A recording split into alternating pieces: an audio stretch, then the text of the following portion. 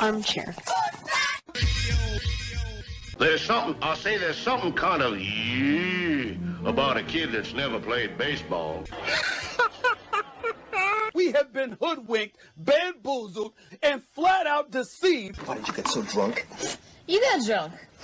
I'm just really exhausted. What's in that cup? Armor Cokes. Do you have any idea how important this is? We're trying to save the pub cup. Really? This is what you're doing? This is what you're doing? Chief, what do you want to do tonight? Same thing we do every night. Try to take over the world. 106 miles to Chicago. We got a full tank of gas, half a pack of cigarettes. It's dark, and we're wearing sunglasses. Hit it. Armchair. YouTube Live. Radio station. The radio station you can call your own.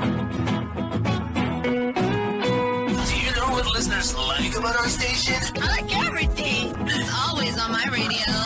We never stop the music, except for now, when I talk. Armchair. Do you think you can get me a tape of the show? What on earth for? Well, how often do you get to hear your son on the radio? I'm on the radio every day! You're listening to WQVZ, 1700 AM Mission Radio. For me and the Lord, we got an understanding. We're on a mission from God. No one talks in my meeting. No one thinks you can run this. If you could, then I wouldn't be here. Because I'm sick and tired of our football team getting pushed all over the field. I want precision.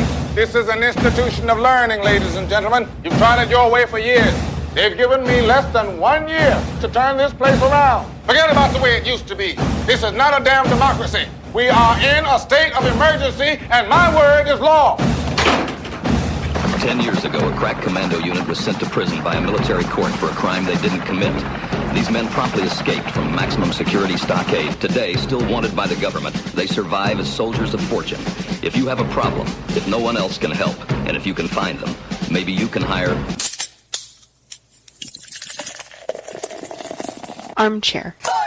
Community Access Channel. He's the armchair quarterback. He's full of beer and he's full of snacks. The all-American man with a groove in his head. Yeah, the armchair quarterback. He's Good morning, y'all. the all-American man with a groove in his Hope everybody is doing well and having a good day as we are live here on a Monday morning where...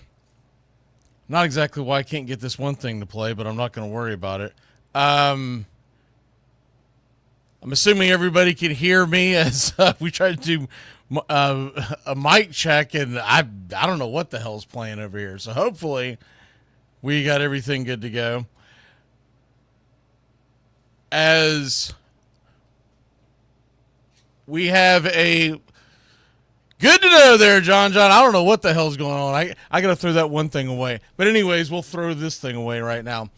All right, so what we're going to do here on Monday mornings is much like on the Thursday morning show that we've been doing. We're going to be talking baseball. We're going to be talking football. We're going to go over college, NFL, the weekend that was.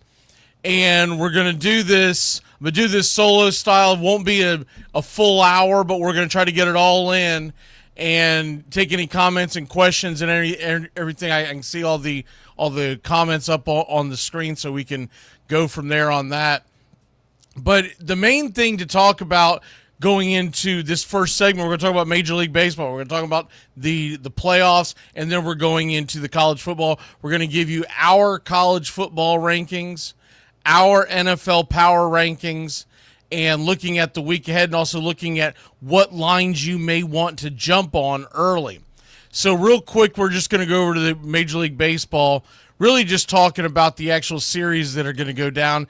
Not going to break down how it all went down, but the Mets did collapse, and they are going to be dealing with a lot of things in the offseason. I'm going to be interested to see what they decide to do with leadership, because it didn't feel like... Look, if you're a Mets fan, it's got to feel like much of the same, where it's just kind of a rudderless ship where they spent a lot of money and had nothing to show for it.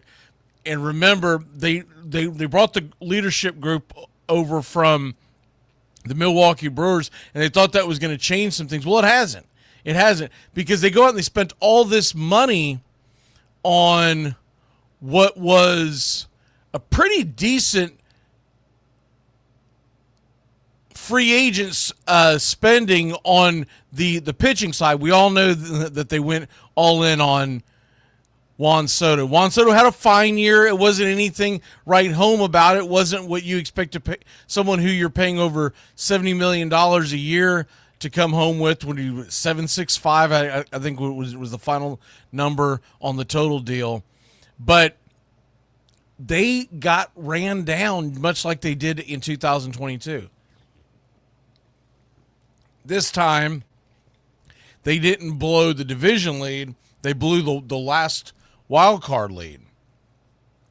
And you had two teams that punched their ticket into the postseason that nobody had into the postseason a few months ago. You had the Reds chase down the Mets, and then, of course, you had the Guardians chase down the Tigers. Now, the difference with the Guardians and the Tigers still made the postseason, and the Tigers are going to face the Guardians in the first round. And that will be the first game that we are going to be covering play-by-play here on Braves Country Radio. 1 o'clock Tuesday, we are doing that game. 6 o'clock Tuesday, we're going to bring you Red Sox Yankees. That'll all be on our YouTube channel. Now, what we have planned for, so we're doing a doubleheader on Tuesday, Tigers, Guardians, 1 o'clock, Red Sox, Yankees, 6 o'clock. On Wednesday, you have the same slate again. Everybody's playing both days, same times. They didn't flip the times around like they have in the past. What we're planning on doing is bringing you the tail end of the Padres-Cubs game going into the Yankees-Red Sox. Because I can't do back-to-back doubleheaders. I'll have no voice. So I'm going to rest my voice. And what the plan is, it depends on how it plays out. But it'd come on around 5 o'clock, and that should be around the 7th inning of the Cubs-Padres game. Bring you the end of that, and then go into Yankees-Red Sox. So that's the plan. And then Thursday, who the hell knows?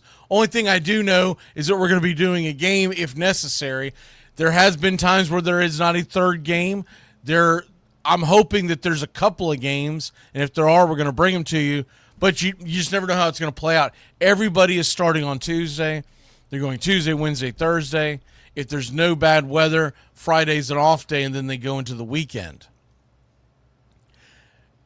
Now, I got further commitments. I'm going to be out of town this weekend on. We won't get into that here on this show. But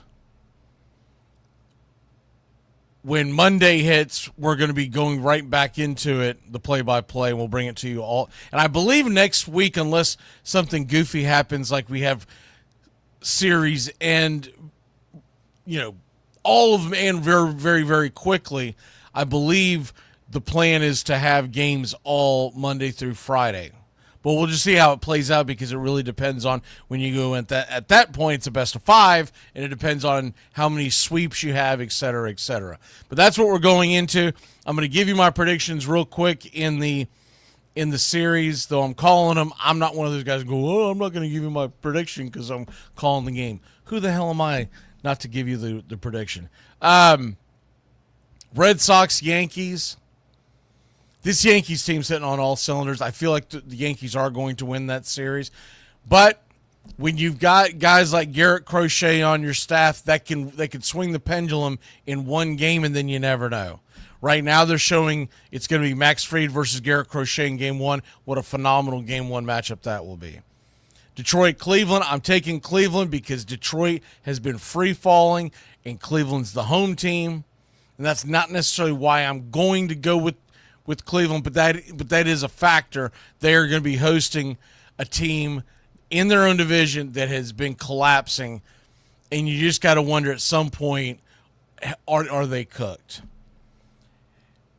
In the Chicago-San Diego series, I'm going to take the road team.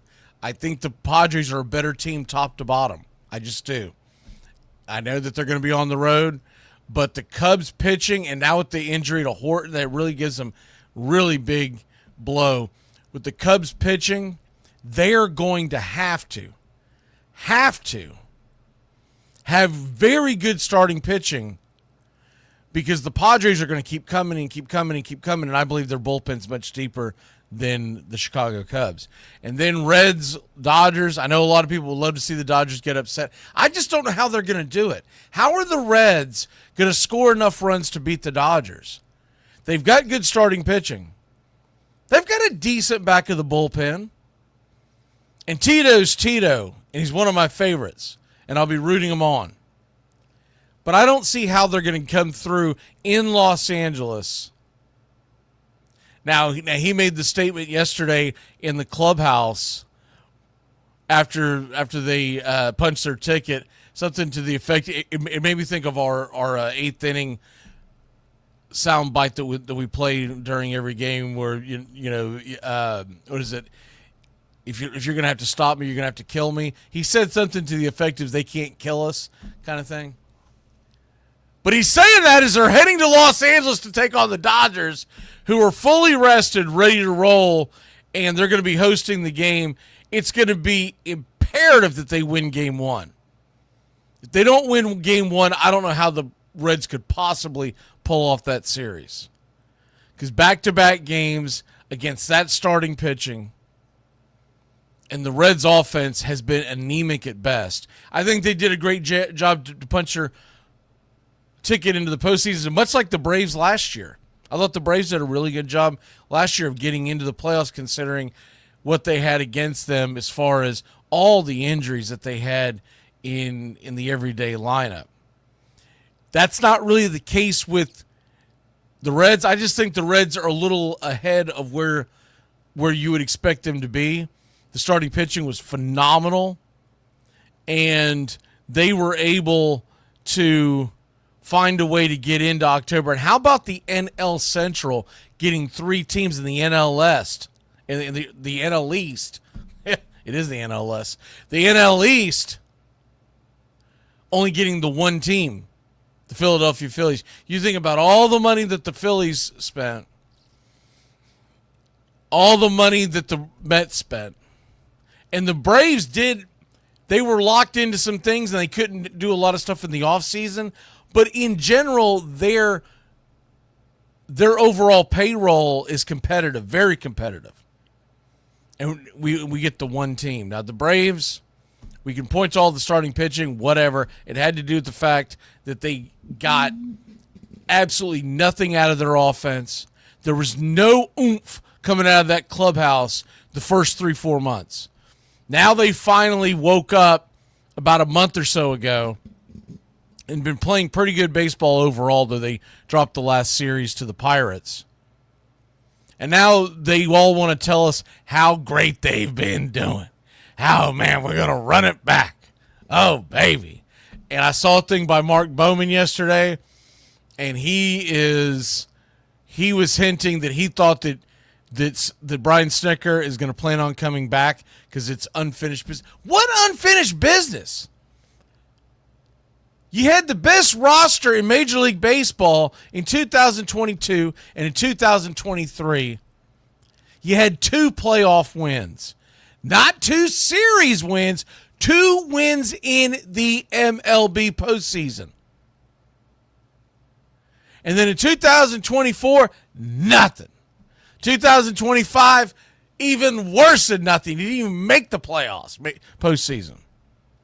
What unfinished business does he have? Next year, is he wanting to be the Colorado Rockies? Does he want to be at the bottom of the barrel? What unfinished business? The blind squirrel found an acorn and won a World Series. Walk away into the sunset. It really shouldn't be up to him. And if the Braves management allows him to come back and say, well, it's up to you, then you know what? Don't complain next year when all the ticket sales are in the crapper. Just don't do it. I don't hear any complaints. I don't want to see people say, oh, man, why are people coming out to the stadium? Why are the jersey sales down, et cetera, et cetera? And it's because people do not want to go out there. And I talked about this yesterday, but people do not want to go out there and hit the off season and spend a lot of money on not just tickets, but jerseys, hats, shirts, etc., if you're going to run the whole thing back. And adding a couple of free agents, it's still going to have that stale feel. And it's going to be I got to see it to believe it. And this is a business when it's all said and done. When it's all said and done, this is a business. And for you to think anything different is absolutely nonsense. I see things that are always talked about when people talk about wanting to go out there, and the business side of baseball, I guess, is the best way to explain what I'm getting at. The business side of baseball. I don't like to hear about the business side of baseball. As a fan, I don't want to think about but it's a reality. All sports are a business, even your beloved college sports, with your head in the sand, thinking it's not a business. It's a business, buddy. It's a big-time business. They're all big-time businesses. And if we go to the off-season and they've already told you that Snicker's coming back, I don't blame any fans in the Atlanta area that say, I'm not buying season tickets. I'll see how they do. I'll buy tickets from game to game. We'll go from there. And if the ownership group doesn't understand that, because yes, there is a solid core in the Atlanta Braves baseball fan base that wants Snicker back. But it's about 20%. I can tell you that from just looking at all the posts and everything of the last few months. It's about 20%. They're like, bring him back. Bring him back. When you're on the 20% side of something, you usually lose in a landslide in an election, and for good reason. The Braves fan base are fed up with the lack of emotion, the lack of leadership, and it's not just from the manager. It's from that entire dugout. And I, for one, can't blame anybody who says that. I just can't. If you're dyed in the wool and that is your guy and you want to see him because you don't like change, I get it. A lot of people are like that, and they're like, well, at least he can win his 76 games. Whatever your reasoning is, I get it. But I, for one, say it's time to get your watch right off into the sunset. Maybe they stick you in the front office somewhere. And that's fine if the new manager wants to go in and talk with them from time to time, say, I'm going through this. What do you think? But they need a new leadership. They need a new fire. If they bring back the same guy, expect more of the same. Because we didn't see any real fire coming out of his ass until, game 161 when Matt Olson got kicked out. And it was just because it was such a shocking thing that he couldn't believe Matt Olson got kicked out, and rightfully so. Matt Olson never should have been kicked out, and it shouldn't have been called interference. It was a dopey call by Brock Ballou. But anyways, we move on because I could go on about that all day long. The series, all 4 series start tomorrow. Best of 3. They'll go Tuesday, Wednesday, Thursday. Every single game is set up where it's starting at 1 o'clock, it's Tigers, it's Padres, it's Red Sox, and it's the Red Series. And the Reds-Dodgers series, by the way, those are starting at 9 o'clock at night. We're going to bring you Tigers, Guardians, Red Sox, Yankees on Tuesday. We're going to bring you the tail end of Padres, Cubs, and then Red Sox, Yankees on Wednesday. And then we're going to see what's available on Thursday, and we will bring you whatever's available. We're going to bring you at least one of those games. If all 4 go to game 3, then we'll just see how they do the start times, and we might stagger some stuff in. All right, we move on from Major League Baseball, and we go to the world of college football. And you had some big upsets over the weekend. Virginia upset Florida State, though I don't think that's as big of an upset as people think it is. Virginia's a good team. Virginia has 1 loss, and it was on the road. It was a close loss at NC State, and NC State's a pretty darn good football team in their own right. But now granted, if you watch that game and you know what I'm talking about, horrific officiating. Horrific. There were, to my count, 5 plays on the defensive side of Florida State that Virginia was not called for obvious holding calls. You're not going to get them all. But 5? I mean, they were obvious. You could see the jersey being ripped the whole 9 yards. Then you also have the bad calls at the end. The 2-point conversion, no way in hell that guy was in bounds, but they went ahead and said call stands. But then on the flip side, they didn't give the call stands to Florida State on the bobble in the end zone. I think both were probably not catches. But anyways, what lost Florida State the game was the horrific play in the first quarter. There were turnovers. They were kind of playing with their food. When you're on the road in a hostile environment like Charlottesville, you're going to get that kind of vibe. And then once again, it's a short week, and a short week may not mean a lot to some NFL fans, but in college football, a short week usually means you have very, very small room for error, and that's what happened on Friday night. But tip of the cap to Virginia. They get the win, and we go from there. Now, other games of note. Georgia goes down once again to Alabama. Kirby Smart cannot find a way to beat Alabama. I mean, he has been owned by the Crimson Tide, and it doesn't matter if it's Nick Saban or if it's DeBoer. He can't beat Bama. There's something between his ears. They own him. They got papers on him. You are at home. Now, it's not the end of the season for Georgia. First of all, everyone's got to realize in college football, you can absorb 1, maybe even 2 losses and still get a large bid. So this isn't your older brothers. This isn't your dad's. This isn't your grandpa's college football. The regular season means less. What was the SEC motto? It just means more? No, not really. Nowadays, it just means less. It just means less because each and every game is kind of, it's not quite a playoff game like it used to be where, look, a decade ago, you drop a game, you're thinking to yourself, how the hell do we get in? Because only 4 of us are getting in. 15 years ago, you're like, man, only 2 of us get in. And we lose to Virginia or we lose at home to Alabama, we're screwed. It's not the case anymore. There's going to be a lot of 2-loss teams in the college football playoffs. There will probably be even 3-loss teams. And remember, you get the automatic bids if you win your conference. So really what it all comes down to nowadays, if you can just get in the conference championship, you can punch your ticket. But as far as an out-large bid, you don't want a lot more room for error. I think if Florida State were to lose to Miami this week, it would be really difficult for them to get an out-large bid unless it's a very close game and then Miami falls apart because of injury, et cetera, et cetera. I think at that point, Florida State fans would have to start pointing towards we're going to have to win the ACC, which is still very gettable. As far as on the flip side for Georgia fans, you're going to have if you lose 1 game in the SEC, you're fine. You're going to be there. You're good.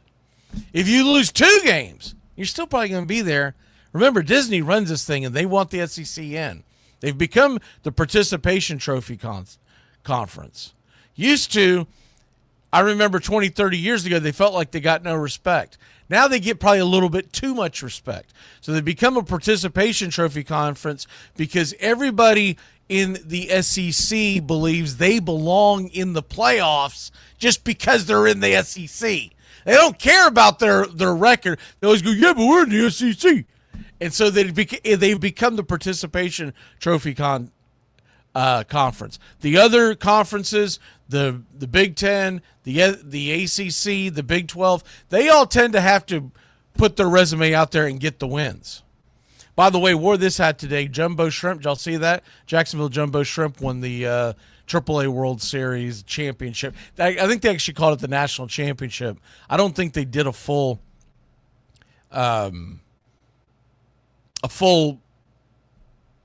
series, but I caught the tail end of it. I didn't even know what was going on. Saturday night after I called the Braves game and ended, I sat down to watch the end of the Georgia-Alabama game and a couple other ball games, and one of my baseball feeds ran back to the MLB network and it automatically played. I'm like, what am I looking at up here? I saw it was out west, and it was live. I was like, okay. I was like, damn, that looks like Jacksonville Jumbo Shrimp. What the hell is Jacksonville Jumbo Shrimp doing on TV at 10, 11 o'clock at night? They were in Las Vegas for the national championship. They blew a 4-run lead in the 9th inning to go from 6-2 to trailing 7-6, and then a 3-run jack walk-off. Now, I don't know the names because I wasn't really watching the game, but I saw it in the background and go, damn, that's pretty cool. So go Jumbo Shrimp. I decided to wear a Jumbo Shrimp. What do you see? Charlie says the tide has rolled out to the ocean. Yeah. Well, the tide rolled Georgia to the ocean, right? The tide go into Georgia and put a foot in their ass is basically what happened. Georgia made it close to the end. Now, here's the most remarkable thing about it, and this tells you something. Alabama didn't score a single point in the second half. They were leading 24-14. They hung on 24-7. But there were some really goofy go-forts. There was the drop pass by Georgia that would have, I mean, that right there is most likely the difference in the game was the drop pass. Charlie says that he's a Georgia Tech fan now. Yeah, I don't blame you. They're undefeated, right? Yeah. I'm a Red Sox fan. What are you talking about, this Brave stuff? I don't remember any of this stuff. Anyways, but saw that, and there were a couple other instances involved in games with college and pro this weekend where teams are going for it on 4th down when it's a chip shot field goal in areas of the game where you should not be going for it. The analytics is so back-asswards. Analytics are supposed to help you win ball games, not prevent you from winning ball games. And some of the decisions are so asinine and dumb that I don't even know where to start with. But that game there, Alabama, Georgia, once again, if you're a Georgia fan, it's not over. It is far from over. You just have to pick yourself up by the bootstraps. You just have less room for error now. Once again, the college football regular season is no longer must-watch TV. It's now it's like the NFL. It's, yeah, I'd kind of like to catch the game, but it's not the end of the world because they can absorb several losses. Tennessee got a big win at Mississippi State. No doubt there was a 41-34. That was a team that couldn't really afford to absorb another loss, and especially to Mississippi State because they have other tough games coming up. And the last thing you want to do is lose to Mississippi State when you have a number of tough games on the horizon. And so they get the big win. A&M has stayed undefeated. They are 16-10 winners at home against Auburn. And so, and Vanderbilt, break up the Commodores. You believe this? Commodores are 5-0, and they're not just winning; they're smoking teams, and they're beating the teams they're supposed to beat. They played Utah State; they were a 20-point favorite, and they won by 20. They didn't squeak it out. Vanderbilt, watch out, number 18 in the country, probably should be a little ranked a little higher, but they haven't quite beaten any. They don't have anyone on their resume, so we're going to give you the top 12 here for college football as we see it, and I'm going to tell you now that the AP top 25 is much different than what we're going to give you. Real quick, 1 through 12 in the AP top 12. It's Ohio State, Oregon, Miami, Ole Miss, Oklahoma. Texas A&M is number 6. Penn State 7, Indiana 8, Texas 9, Bama 10, Texas Tech 11, and Georgia 12. LSU's on the outside looking in at 13.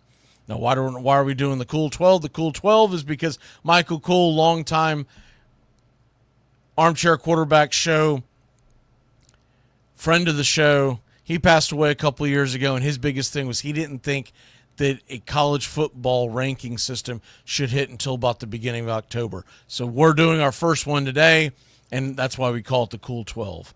Michael Cool. All right. Number 12, we're going to give you the Georgia Bulldogs. I just think that Georgia still deserves to be in the top 12 because of their past, but they're going to have to get some bigger wins on the horizon. Not saying that they can't, but I got Georgia at number 12. Number 11, I'm going to give you the Alabama Crimson Tide. They beat Georgia, and my criteria for these, it's not just your record, but it's also who have you beaten, and are they who have you beaten, and what is your record? And so all the head-to-heads go into play here. Now, if you're low on the totem pole, it doesn't mean you can't change that because you've got big games coming. And I'll give you an example. So we got Georgia 12, Alabama 10. Georgia 12, Alabama 11, and Florida State number 10. Why is Florida State number 10? Why are they in front of Alabama? Because they beat Alabama, and I don't know what the hell the AP poll's doing. The AP poll doesn't know what the hell they're doing. They beat Alabama. They didn't just beat them. They soundly beat them. They beat the brakes off of them. They lose a tough game on the road, a conference game, and all of a sudden Alabama's ranked in front of them. That doesn't mean now Florida State gets another loss this weekend. Absolutely. Because you can't keep losing and go, remember that one time at band camp when we got the win? No. You have to continue to win. But I still have to say that Georgia belongs in the top. If we're starting the playoffs today, I've got to put Georgia in. But some of the teams that are not going to be in there, teams like Georgia Tech, teams like Texas Tech. Actually, Texas Tech is on ours. But some of the ones that are undefeated but don't have a big resume, they're still controlling their destiny. We're just telling you where it's at on Monday, September 29th, 2025. This does not mean that these are predictions. This is where they're at now. Just like when we do the NFL rankings here in a second. Same thing. Same exact thing. It's where you are now, not where you're not necessarily who's going to win the Super Bowl. It's where we are now, not necessarily who's going to win their conference. All right, number 9 through 7, we're going to start with Texas Tech. Texas Tech is looking very impressive, and the Texas Tech Red Raiders, if you haven't paid attention to them, look, they're winning games. They are putting up a decent little resume right now. And as Texas Tech continues to climb, we have to acknowledge them. I think it's odd that they're not in the top 15 anywhere. Number 8, give me the Penn State Nittany Lions. I know they lost a tough one at home, but Penn State's a good football team. I don't want to hear that nonsense about how James Franklin can't win the big one, blah, blah, blah. Penn State's a good football team. They lost a tough game, a really tough game against a very good team in Oregon. You can't lose a tough game, a close game in 2 overtimes to a team that we're going to have ranked in the top 5 and say, well, but you're not any good. You can't win the big game. They lost by 6 points in overtime. Penn State's a good football team. They're a damn good football team. And I think they'll end up in the playoffs. I think Oregon will end up in the playoffs. Ohio State will probably end up in the playoffs. Indiana could end up in the playoffs. So we have Texas Tech, Penn State, and Oklahoma. Look, Oklahoma, I still think, and it's strange because in the SEC, but it kind of reminds me of when South Carolina and Missouri first came over in the SEC, and SEC fans say, yeah, but it doesn't feel right. It doesn't feel like that they're one of us yet because you have to be there long enough. And I think it finally kicked through when Missouri made it to the championship game in the SEC a couple of years in a row. And now everyone looks at Missouri and South Carolina as SEC teams. But there was a time where they didn't. And I still think there's that feeling between SEC fans that Oklahoma and Texas aren't quite SEC teams yet because they just entered it. But I'm telling you right now, Oklahoma's got a good football team. Oklahoma has pretty good wins on their resume. Oklahoma last week, they went out and they beat a pretty good Auburn team at home. I know that's the only big game they beat Michigan. They beat Michigan, but that's the only big game in the conference they've played is the Auburn game. Oklahoma's building a resume, and in a couple of weeks, October 11th, Texas, Oklahoma. That could be an eliminator game, depending on the way the rest of the season goes. All right. The next one's on the docket. And these are a little higher than most people have it, but I don't give a damn. A, it's my list. And B, no one's giving this team a lot of love, and I don't understand it because Indiana Hoosiers look like the real deal. They got a tough win on the road this past week as they continue to be undefeated. The Indiana Hoosiers are, I think, an under-the-radar type of team, but they win a tough game on the road at Iowa. That is not an easy place to win. Remember, they blew out Illinois a couple of weeks ago. Illinois just took out USC, and I don't like to do the whole, well, I beat him and you beat me, and I beat you and you beat them, and that means that I ought to be the Queen of England kind of crap. But I do think this, when a team goes out back-to-back weeks beating a good, solid Illinois team, I'm telling you, Illinois is going to be a 9-10 10-win team by the end of the season. They're 4-1 right now.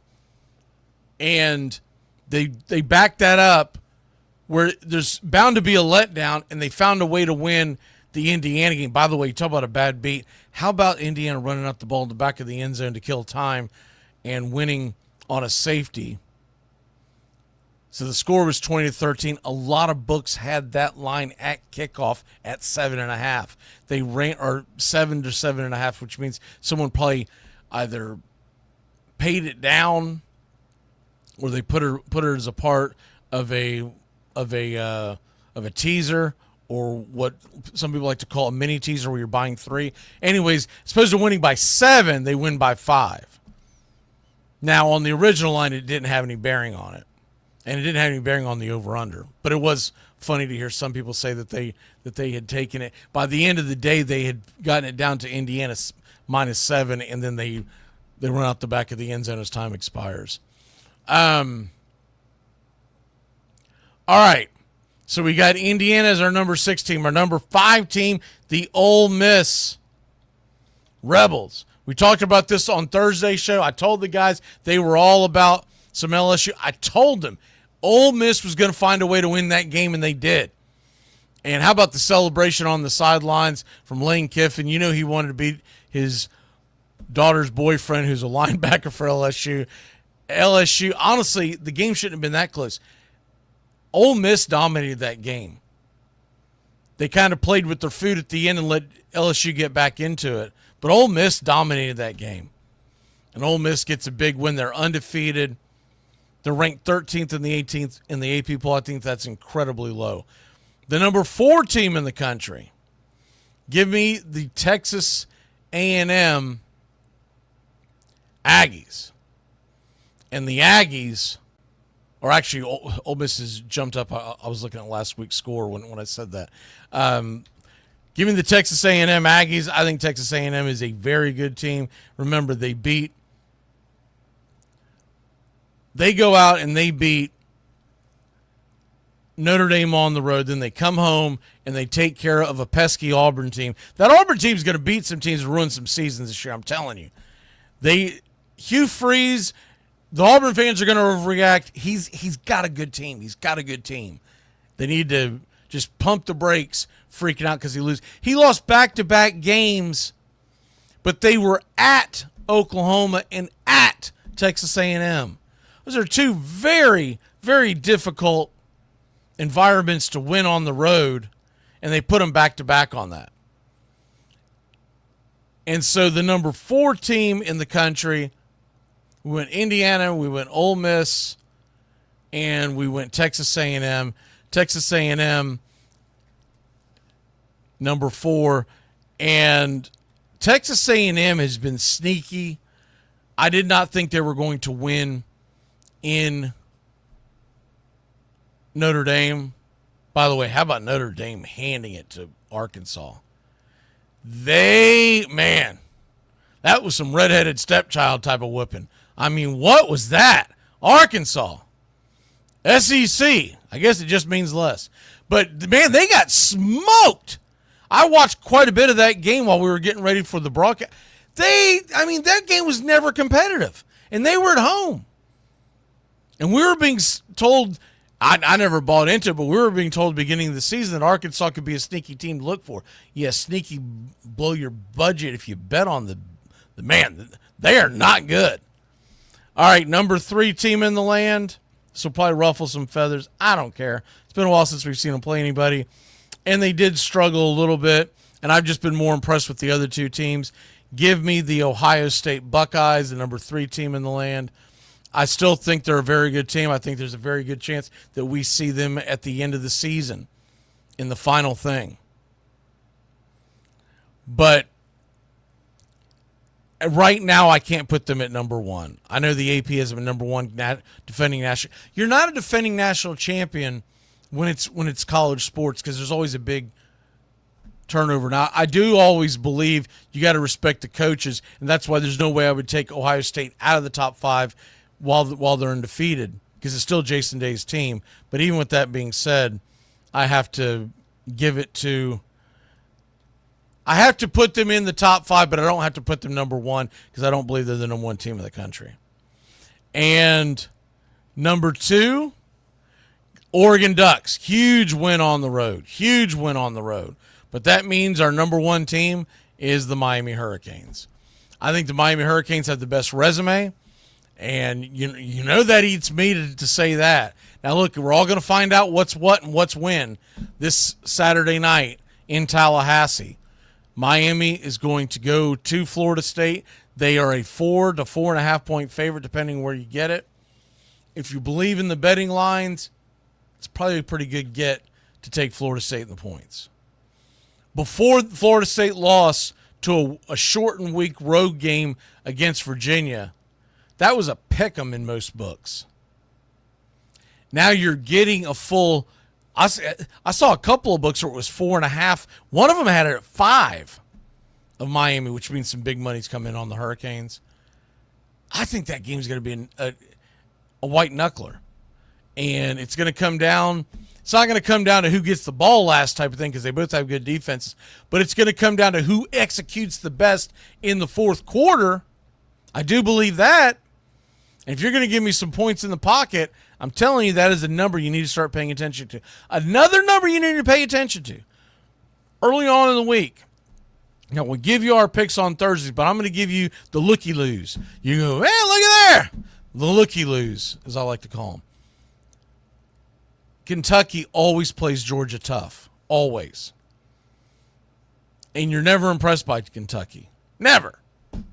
But they always find a way to play Georgia tough. Georgia will win the game because somehow it's always in Athens. I swear they've played in Athens against Kentucky like the last 52 years in a row. Every time I look up, Georgia's in Athens playing Kentucky.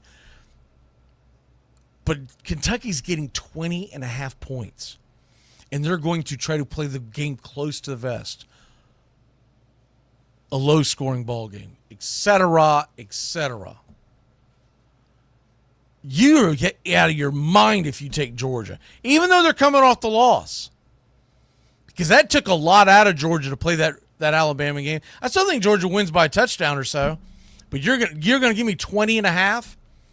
And, oh, by the way, the over-under is 48.5. If you really want to do something, you do a same-game teaser, and you take the under, and you take Kentucky. Whew! You're going to give me 26.5? Get out of here. All right.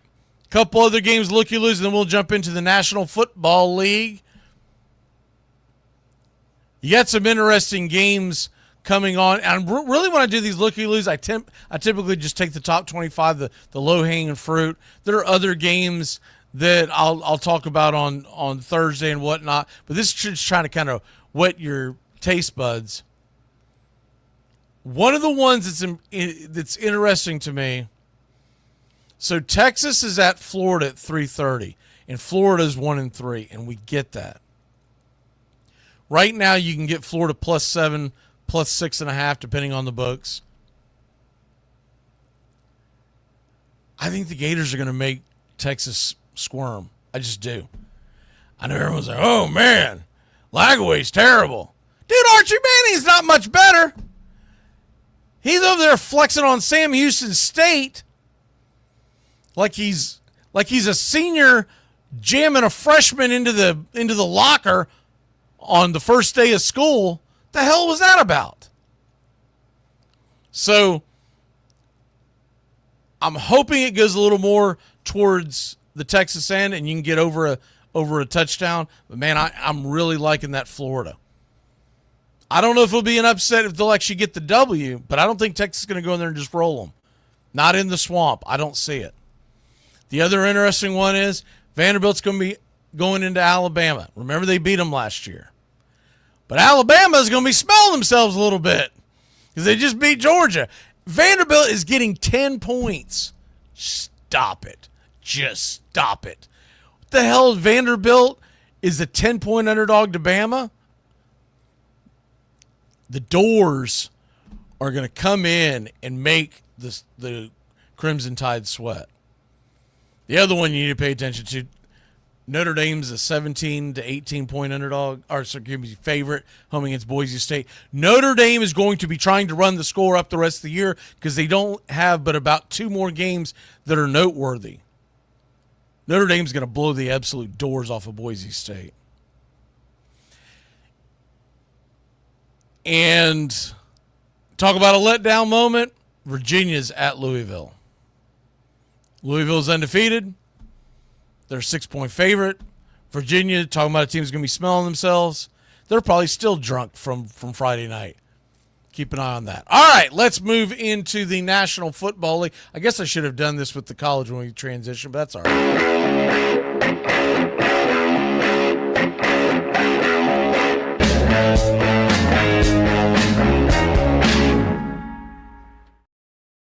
Oh, baby, the National Football League.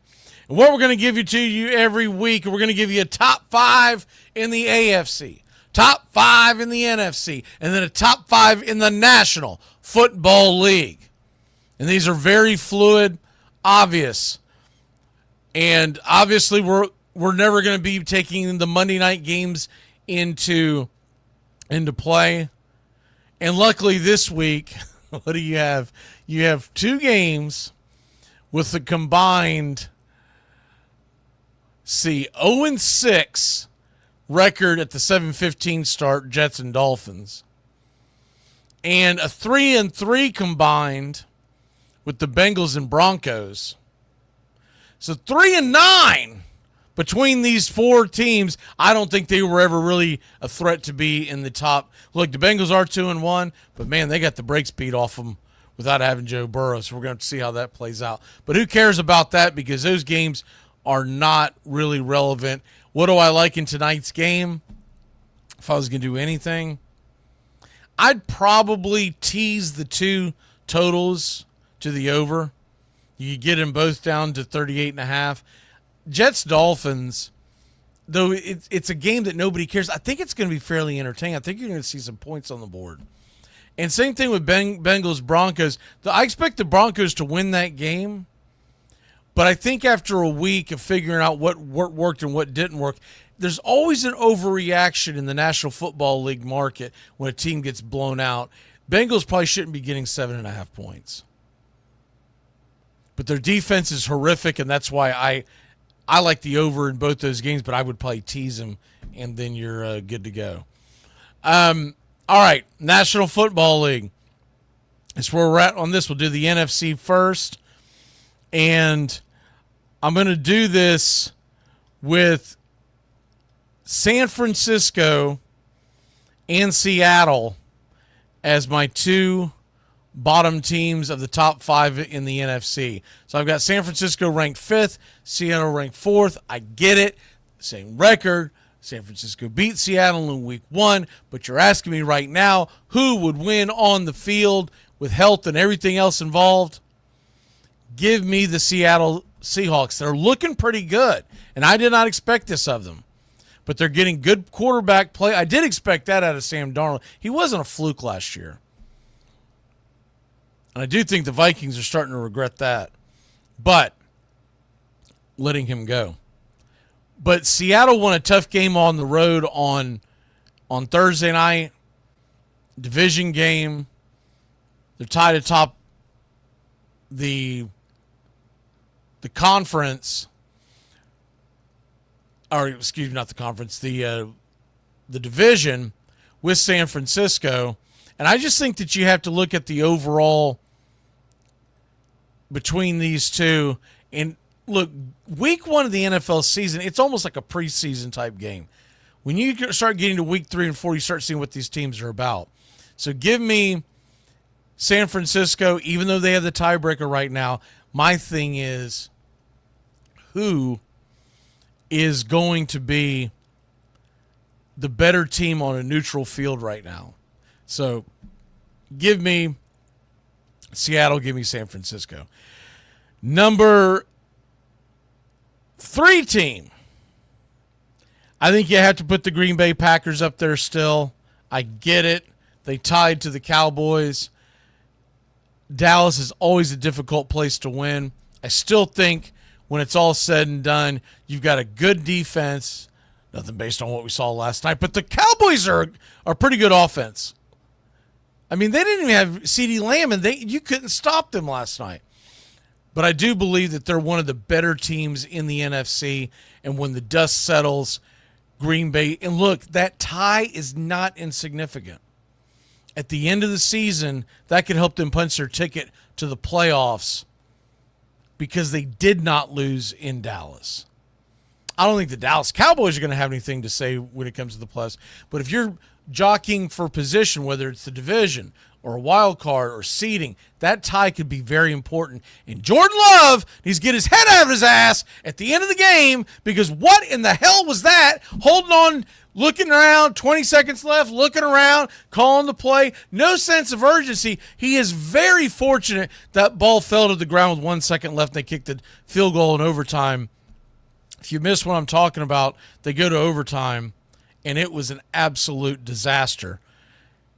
They are the clock is winding down, and it's 3rd down, and as opposed to running up to the line, calling a real quick play because they had no timeouts left, and basically at that point you just do a back corner fade and hope you can get it. And if you can't get it, you kick the field goal. Instead, he's making all these hand motions like he's reinventing the wheel. Dude, you got to throw the ball in the end zone. Everybody knows that. Just go.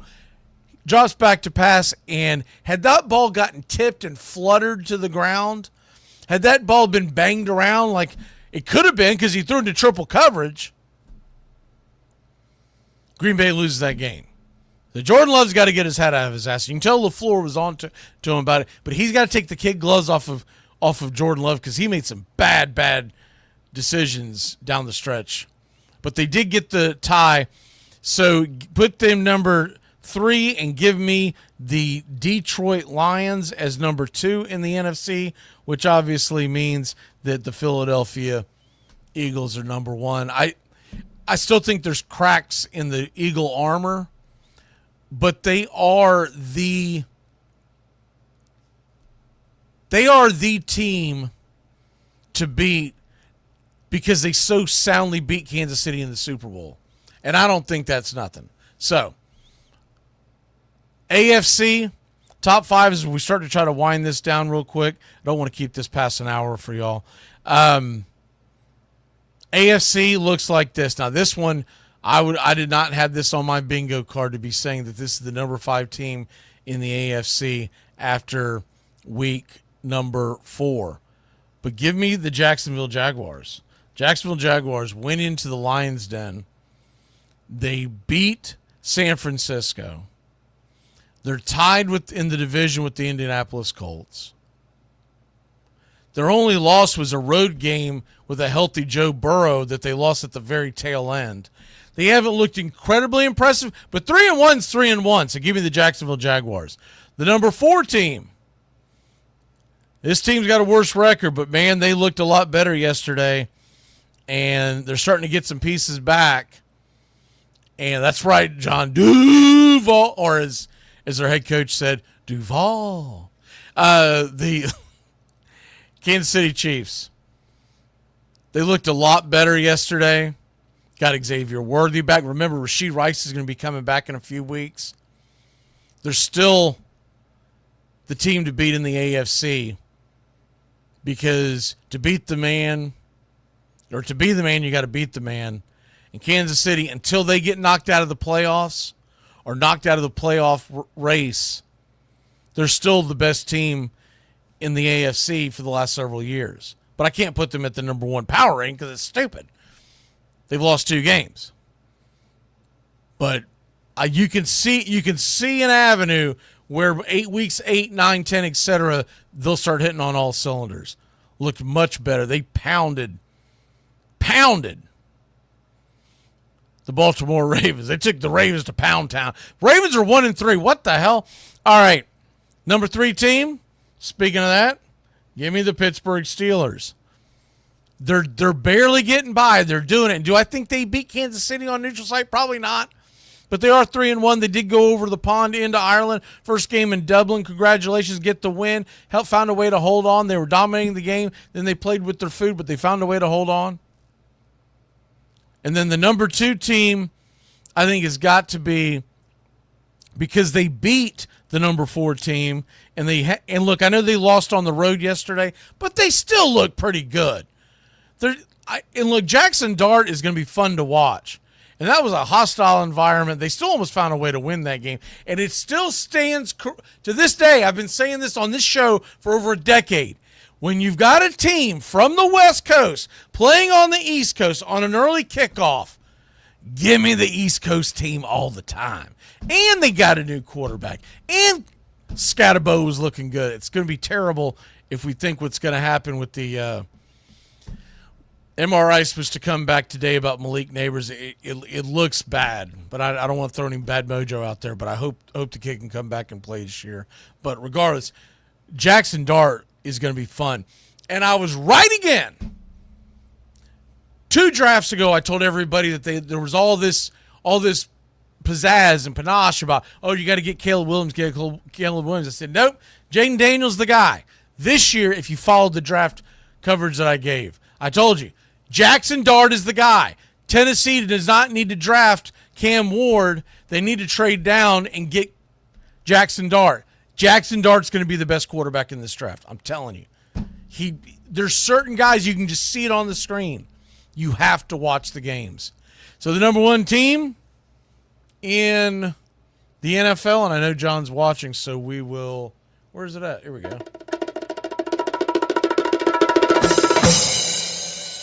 Buffalo Bills. Buffalo Bills are the best team in the AFC. And to run it down real quick, I'll give you the best teams in the NFL. Number 5 team. I'm still going, even though they're ranked lower in the AFC, I still got to put the Kansas City Chiefs, or we're talking about making a real run at the Super Bowl. The number 4 team, I'm going to say the Chargers, because I like a team that has a good ground game. And if they can find a way to host games in January, that's going to be a huge advantage for them. The number 3 team, I still think it's the Detroit Lions. I got to see some more consistency from Green Bay. I got to see more consistencies from some of the other teams. Give me the Detroit Lions. I'll put this up in the chat here in a minute. And the number 2 team, the Buffalo Bills, because the defending Super Bowl champions are still undefeated. I think Buffalo's looked better than Philadelphia, all in all. And I know they had it took them a while to get going yesterday against the New Orleans Saints, and everyone just thought they were going to blow the Saints' doors off. I didn't believe that. It's the NFL. But they found a way to win by double digits. They're 4-0. And I like what the Bills are doing, and I hope that they're a team that is on a mission after the way the season ended last year. But we've been saying that about the Buffalo Bills for 30-something years now, so who the hell knows? But they host the Patriots this week it's a Sunday night game against on NBC. That's going to be a fun one. Don't sleep on the Patriots. The Patriots are a good team, y'all. That's a good matchup. What does Justin say? What do y'all think about Bad. I don't even know what the hell that is. English, please, Justin. Is that this? Is that the act? Is that the halftime act? Is that what you mean, or they're just somewhere hanging out in the Super Bowl doing a card trick? What the hell is Bad Bunny?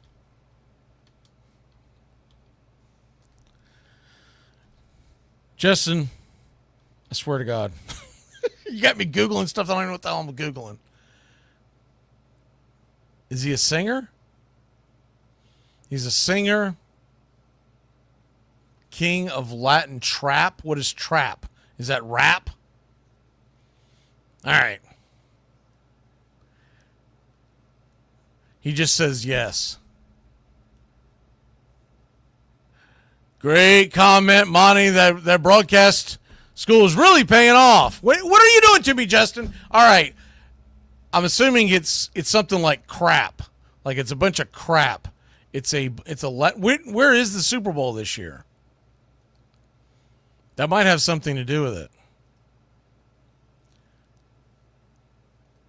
He doesn't know. Selection of the Super Bowl. Anyways, Super Bowl. Justin is undefeated with doing this stuff. He brings up like kind of stuff and then just doesn't give you anything. The Super Bowl this year is... Well, I can't find it for whatever the hell reason. Super Bowl 60.